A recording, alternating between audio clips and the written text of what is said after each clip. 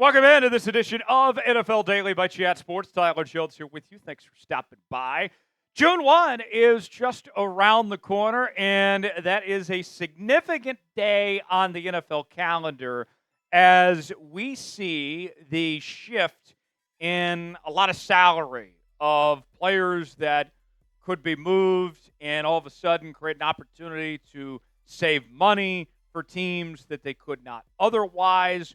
We will go over a list of 25 different players who could be on the chopping block trying to find a new home here in the coming days ahead. We'll go over that for you coming up in just a matter of moments. Before we do, folks, we're getting close to the real thing. We are less than 100 days away from the start of the 2025 NFL season. If you're like me and you're ready for some football, hit that like button. And let's get at least 200 likes on today's video, folks. I cannot wait for the real thing. The offseason's been a lot of fun, but bring me some live contact, American tackle football action. Hit that like button. We'll get started with today's show.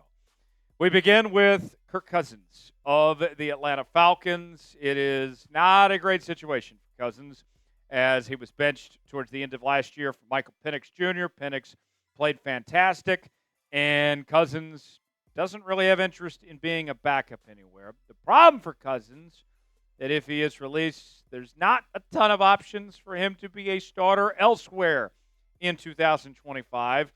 And because the Falcons paid so much money to Cousins, and with the injury that he was coming off of last year and the lackluster performance, there's not a ton of teams probably willing to trade and take on that contract. He's likely done and will be released here soon. Will Levis of the Tennessee Titans. Tennessee's already found his replacement for him with Cam Ward, the number 1 overall pick from Miami, and it seems like it's only a matter of time before they move on and Will Levis gets a new home elsewhere. New England, how about running back Antonio Gibson also on this list as well? And then here's another name, Jaire Alexander, corner from the Green Bay Packers. Jaire's had a fantastic career, but the injuries as of late, a lot of money on that contract, and teams highly unlikely to trade for him at this point in time. It seems like that the last resort, the last option, the Packers don't want to have to do this, but they don't really have much of a choice, and that they will likely release Jaire Alexander. Meanwhile, the Baltimore Ravens, David Ojabo, they were pretty high on him just a couple years ago, drafting him out of Michigan. But with all that potential there, never really quite put it all together to meet expectations. He could likely be done in Baltimore. Let's ask you, our pinned comment today, what team will Kirk Cousins play for this season? Is he somehow back in Atlanta? Does he end up in Pittsburgh? Is it New Orleans? Where do you think Cousins is going to go? Predict it for me in the comments section where you think he ends up. Let's continue to the Dallas Cowboys now. This is where we find Damone Clark at the linebacker position. He is likely done, and the Cowboys looking to save a bit of money with him as he's got a cap hit of about $3.47 million, and the savings post-June 1 is about $3.41 million. Jaquan McMillian at the corner position from Denver. He's already been replaced, essentially. There's not really much of a need for him anymore there with the Broncos. And then we stay in the division. We go to Kansas City. Chiefs fans, I think, are going to be pretty happy about this. Skyy Moore makes the list. Skyy Moore, former second-round pick, has been a major disappointment. One of, if not the worst picks of the Brett Veach era. And they've invested in the receiver position with bringing in Jalen Royals on top of already having Xavier Worthy, Rashee Rice coming back from injury, Juju's there, Hollywood Brown, Nico as well. Just doesn't seem like that there's a spot for Skyy Moore anymore, that it appears that his time is likely coming to an end. Quentin Johnston had a decent second year with the Chargers, but the Chargers have invested heavily in that wide receiver spot, and he was a draft pick of the previous regime. He doesn't necessarily have ties to what Harbaugh and company are doing there. They might be better off potentially moving on from him. And then at the tight end position, we find Tyler Higbee of the LA Rams. Did not play a ton last year. They played just fine without him. And Higbee is a bit older as well. Might be better for them to save money and say goodbye to Tyler Higbee as far as that goes. Who's a player you want your favorite team to cut?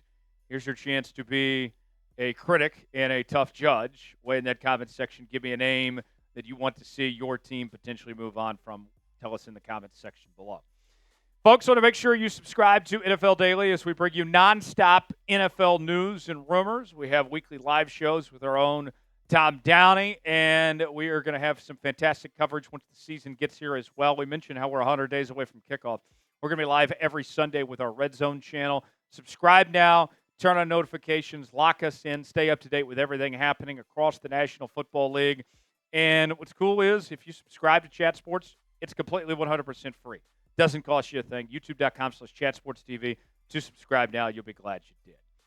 Next up, we find Devin Singletary of the New York Football Giants. They just drafted Cam Scatterboo. Singletary, this one seems to be probably an easier call. I don't think they would miss much potentially moving on from him. Meanwhile, in Houston, they are loaded with wide receivers from Iowa State these days. Xavier Hutchinson. You also have Higgins and Knoll, who they just picked up in the draft. Can you have three Cyclones at the same position on the same team? Maybe not. Xavier Hutchinson might be the odd man out there for the Houston Texans. The New York Jets, Alan Lazard appears to likely be done. He was brought in because Aaron Rodgers wanted him, and Aaron, of course, is already out of there. They don't have Devontae Adams anymore. They seem to be retooling things. There's an opportunity for them to save some serious money. Meanwhile, let's go to Philadelphia. This is where we find Kelee Ringo. He's fallen out of grace.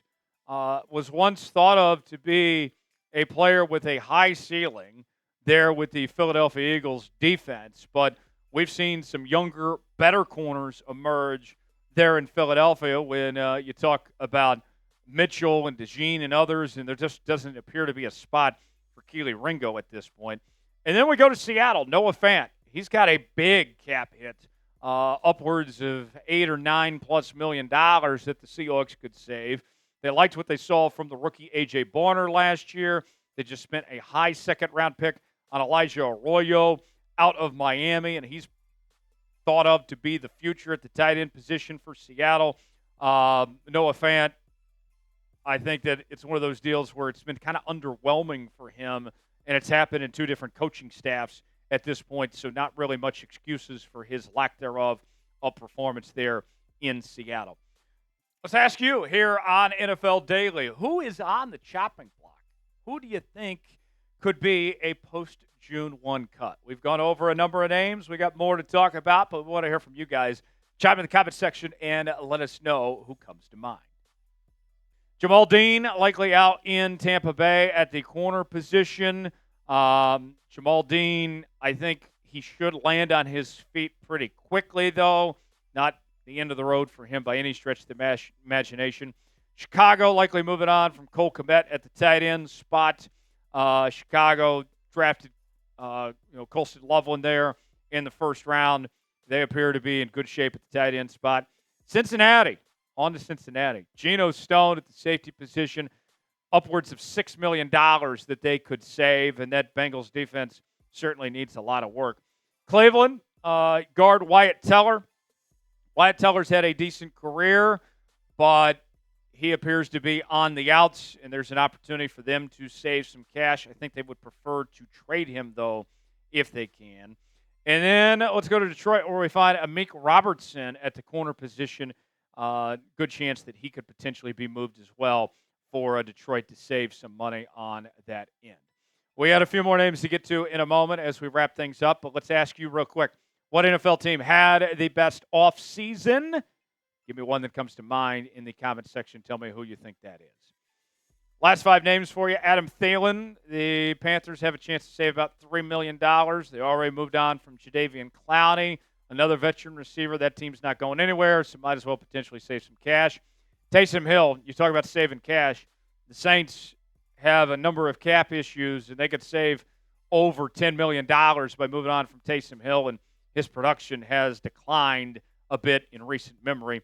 Steelers probably don't have a place for Cordero Patterson anymore. I really like Jaylen Warren a lot there, and you look at where the Steelers are at. It's they brought him in because they knew the Arthur Smith system, having previously played under him in Atlanta, but they could probably do better than Cordero Patterson. Vikings likely going to cut Josh Oliver, it would seem. And then one more for you. I think this could go either way. I don't think it's a foregone conclusion either direction, but don't be surprised if Washington says goodbye to Austin Ekeler there at the running back spot. That could be a name to potentially get cut. If you enjoyed today's show, you already know what to do. Hit that like button. We certainly would appreciate it. I'm Tyler Jones. Thanks for joining us. We'll see you next time.